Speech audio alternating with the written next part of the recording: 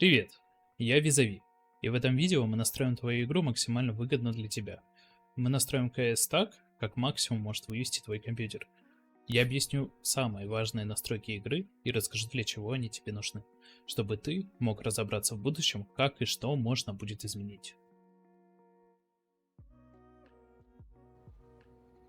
Так, сразу переходим к настройке. Заходим в изображение, графику и начинаем с формата экрана. Что нам здесь необходимо выставить? Во-первых, как вам удобнее играть. Либо 4 на 3, либо 16 на 9, либо вовсе 16 на 10. Соответственно, если у вас меньше разрешения, то есть, допустим, 4 на 3 и 1280 на 960, допустим, то у вас FPS намного прибавится. Я себе оставлю 16 на 9 и 2К разрешения. Режим отображения ставим на весь экран. Частоту обновления 100, сколько у вас герц максимально. Далее переходим в расширенные настройки изображения. Начинаем с самого начала. Повышенный контраст игроков рекомендую отключить, но тогда вам будет сложнее в темноте различать, человек это или тень какая-то, либо объект. Соответственно, решать вам. Вертикальную синхронизацию мы выключаем.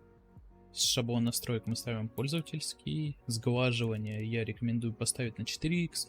Но если ваш компьютер вам позволяет поставить 8х, то я запрещать вам ничего не буду. Можете ставить 8х. Общее качество теней мы ставим на низкое. Давайте здесь расскажу подробнее. То есть, если мы поставим на высокое, то у нас появится просто детализация вот этих, допустим, листьев и так далее.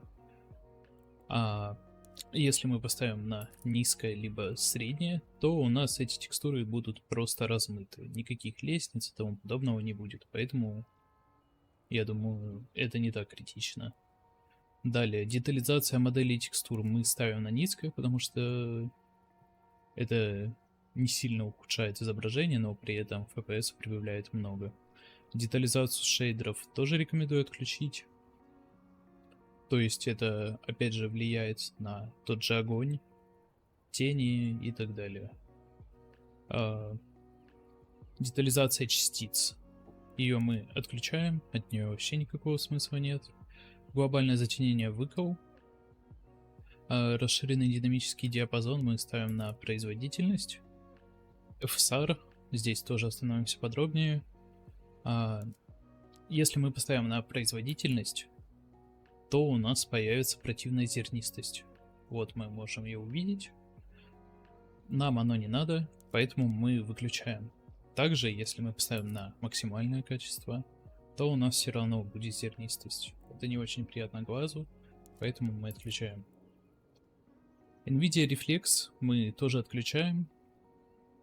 Она жрет FPS. Немного, но все же жрет. Соответственно, мы ее выключаем. Кто не знает, что это такое, это немного уменьшает задержку между экраном, мышкой и так далее. В принципе, здесь все. Заходим в игру. Ограничение пропускной способности мы ставим в соответствии с нашим интернетом. Пинг — это при поиске игры, который максимальный. Также хотелось бы сказать про консоль. Мы ее сразу же включаем. И бывает такое, что консоль не сразу открывается.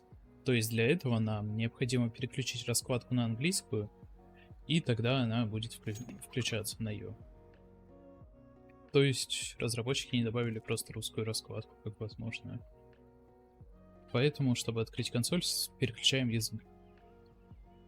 В принципе, давайте посмотрим, сколько у меня сейчас FPS. Около 140 кадров. При этом вместе с записью, без нее у меня стабильно 144 FPS. То есть, как мы можем увидеть, картинка у нас вообще не ухудшилась. То есть, на этой карте все так же все красиво. Поэтому эти настройки самые оптимальные.